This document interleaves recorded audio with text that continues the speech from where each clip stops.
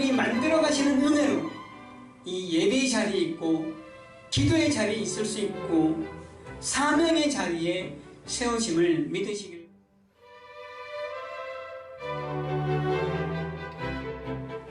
사도신경으로 신앙 고백함으로 수예배를 하나님께 드리도록 하겠습니다.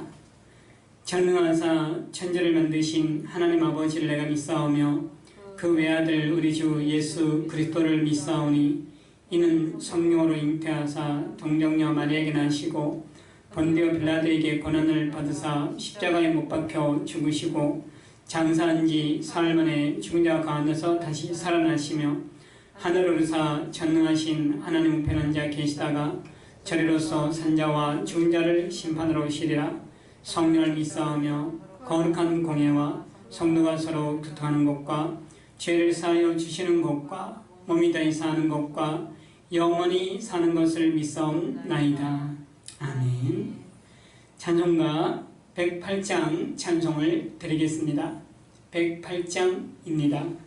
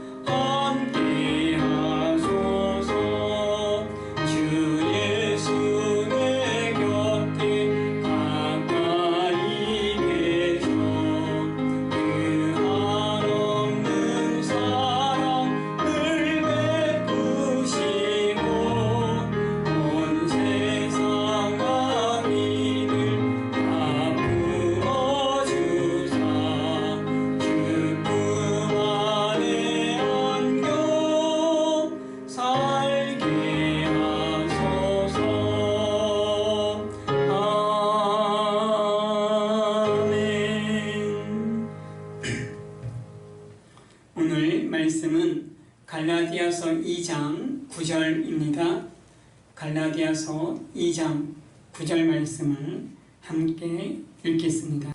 또 기둥같이 여기는 야고보와 게바와 요한도 내게 주신 은혜를 알므로 나와 바나바에게 진교의 약수를 하였으니 우리는 이방인에게로 그들은 할례자에게로 가게 하려 함이라. 아멘. 삼중 장애로 장애를 가지고 있었던 헬렌 켈러 여사께서는 아시는 대로 모든 장애를 극복하고 농아와 또 맹인 이러한 분들을 위해서 많은 공헌을 하셨고 또 노동운동, 인권운동도 하셨던 분이셨습니다. 이렇게 참 많은 이들에게 좋은 영향을 주셨던 헬렌 켈러에게 어느 날 기자가 물었습니다. 한평생을 육체적인 이 고통 속에서 살아오셨는데 혹시 신을 원망한 적은 없습니까? 원망하지는 않습니까? 그렇게 물었다는 거예요. 그때 헬렌 켈러에서는 이렇게 대답을 하셨답니다.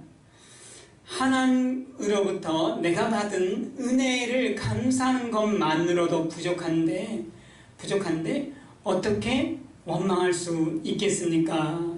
그렇게 대답을 하셨답니다. 그리고 이제 들려오는 제가 아는 바 헬렌 켈러 여사가 세상을 떠나기 전 남기신 말 중에 참 아름다운 인생을 살았다 이렇게 말씀을 하셨다는 거예요.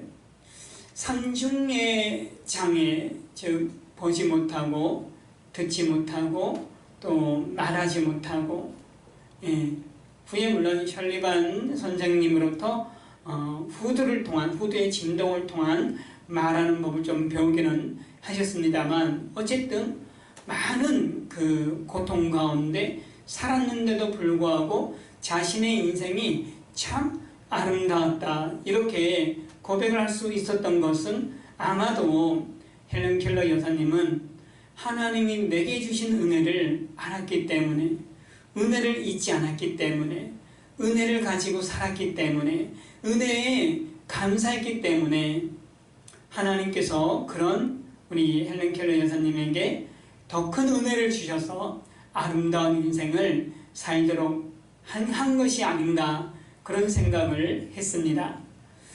요즘 우리는 참 힘든 시기를 지나왔고 또 지나고 있습니다.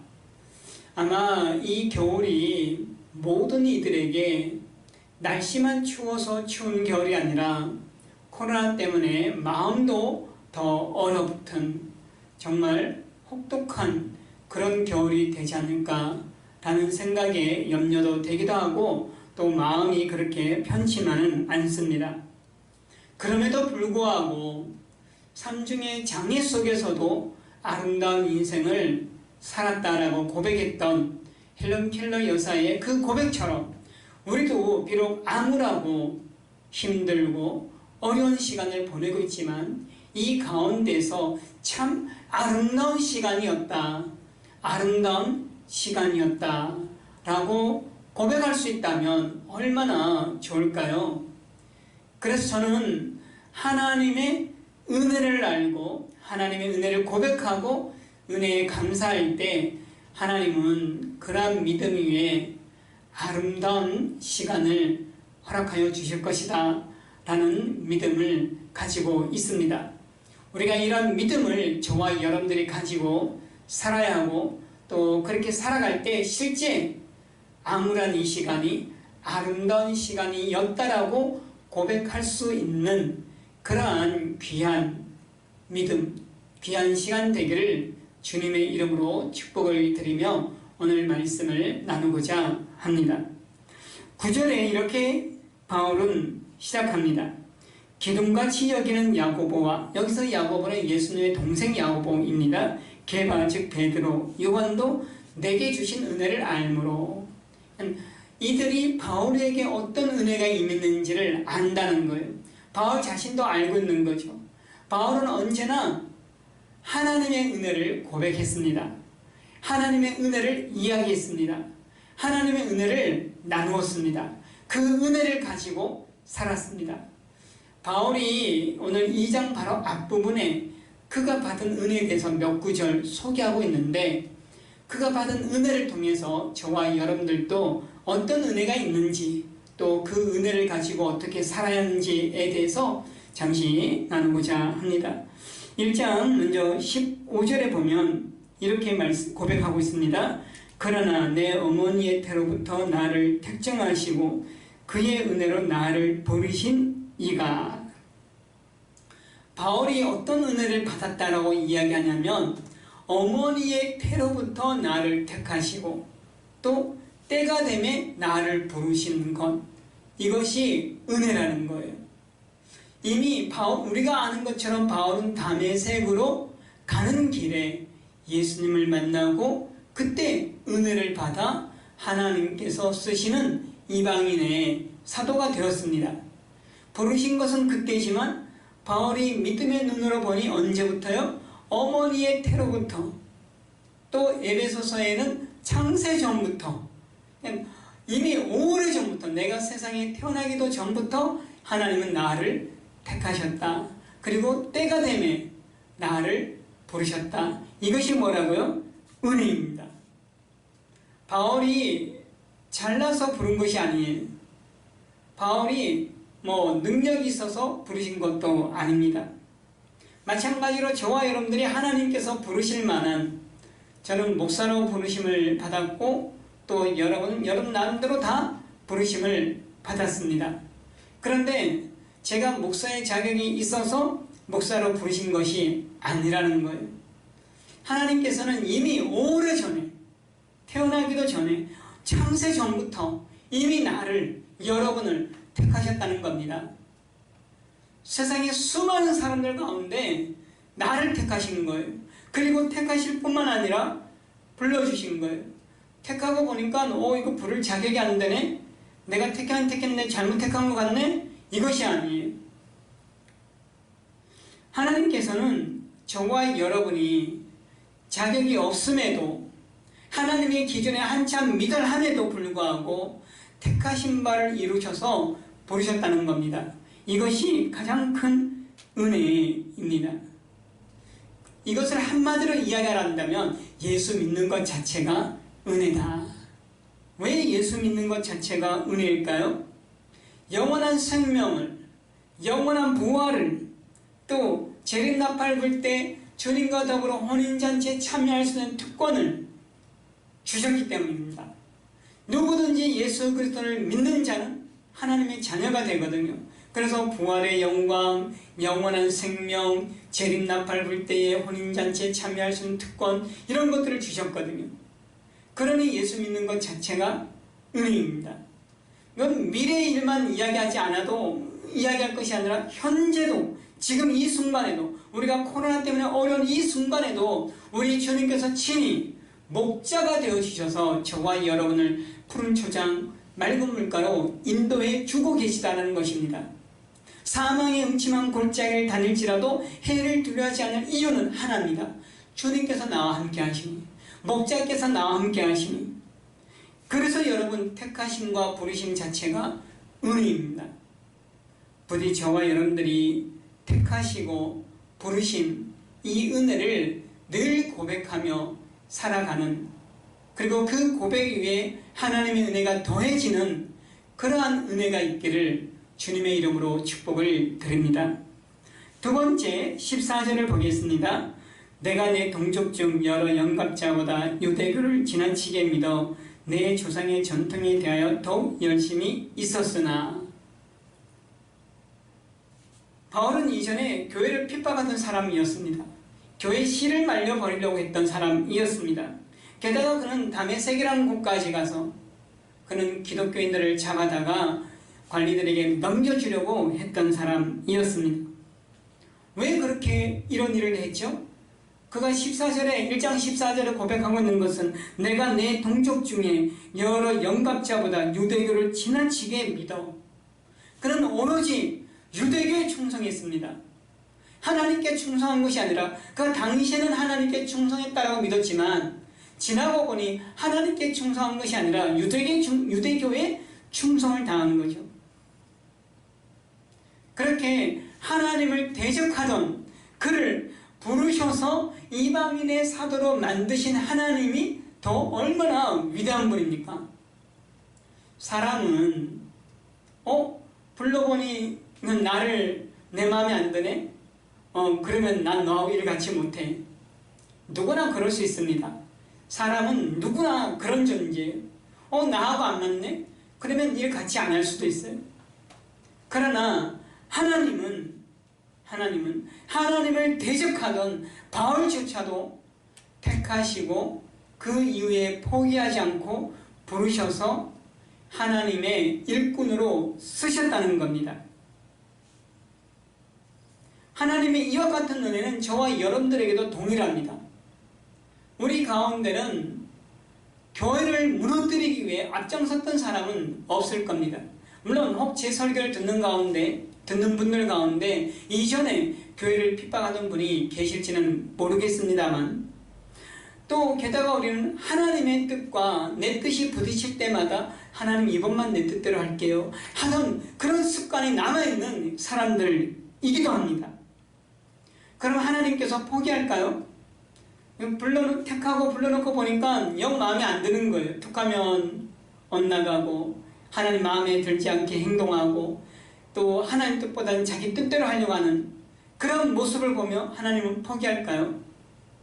하나님의 은혜는 무엇이냐? 포기하지 않고 우리를 다듬어서 때로는 연단이라는 과정을 거쳐서 하나님께서 쓰시기에 합당한 그릇으로 만들어 가신다는 것이 은혜입니다.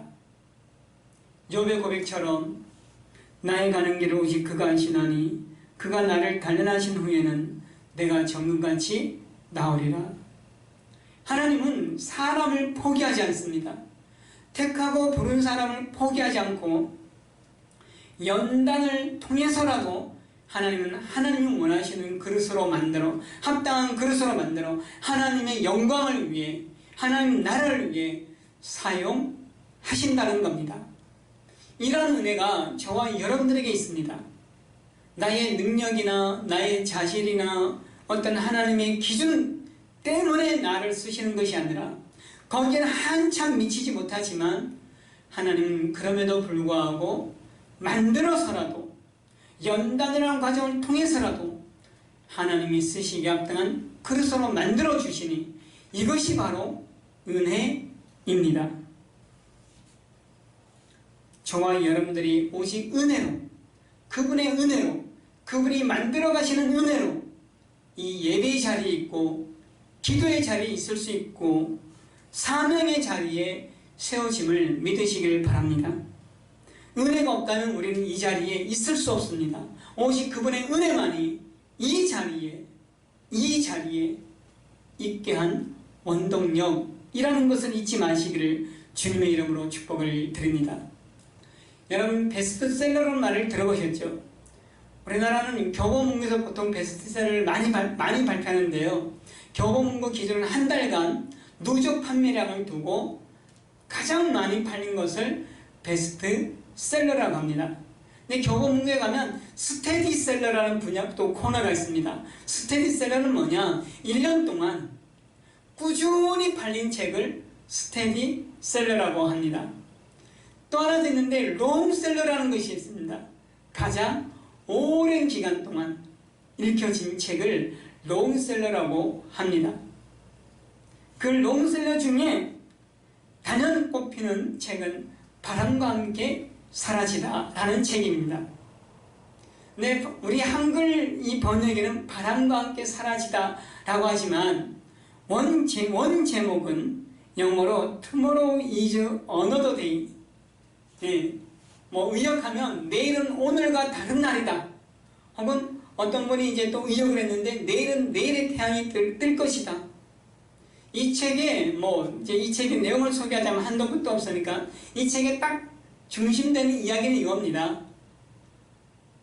내일은 내일의 태양이 뜰 테니 오늘 낙심하지 말자, 포기하지 말자, 그런 주제입니다. 여러분, 연일 쏟아지는 확진자 수에 불안하기도 하고 힘도 들기도 합니다. 지금은 모두가 힘듭니다. 그러나 오늘을 보고 낙심할 일이 아닙니다. 지나온 1년을 보고 낙심할 일이 아닙니다. 하나님의 은혜가 여기에 있습니다. 하나님의 은혜가 지금 있습니다. 하나님의 은혜가 우리와 함께하고 있습니다. 그리고 그 은혜가 내일을 보게 합니다. 하나님께서 예비하신 내일을 보게 합니다. 홍해가 가로막았습니다. 어떻게 되었죠? 하나님께서 홍해를 가르셨습니다. 요단강이 그들을 막았습니다. 요단강을 멈추게 하셨습니다. 광야가 그들을 막았습니다. 광야 40년 동안 의복이 헤어지지 않고 몸이 상하지 않도록 먹이시고 지켜주셨습니다. 이것이 하나님의 은혜입니다. 택하시고 부르신 자에게 주시는 은혜입니다. 세우시는 은혜입니다. 여러분, 이런 은혜가 우리에게 있기에 오늘 낙심할 일이 아니라 예비하신 내일을 바라보며 소망 가운데 오늘을 견디고 이겨내야 합니다. 부디 저와 여러분들이 하나님이 내게 주신 이 은혜를 가지고 코로나 이 시기야 정말 우리의 눈으로 보기에는 어둡고 힘들고 아프고 정말 힘들지만 고통이지만 그래도 우리의 입술의 고백이 참 아름다운 시간이었다 라고 고백할 수 있는, 그분의 은혜를 통해 아름다움을 고백할 수 있는 저와 여러분들 되기를 주님의 이름으로 축복을 드립니다. 기도하겠습니다. 하나님, 오직 은혜를 가지고 하나님을 바라보게 주옵소서. 오직 은혜를 통해 세상을 보게 주옵소서. 코로나의 상황 때문에 많이 힘들고 어렵지만 하나님 은혜를 통해 이 시대를 바라볼 때에 아름다움이 보이게 하여 주옵소서. 그래서 견뎌내고 이기게 하여 주옵소서. 예수님의 이름으로 기도드립니다. 아멘.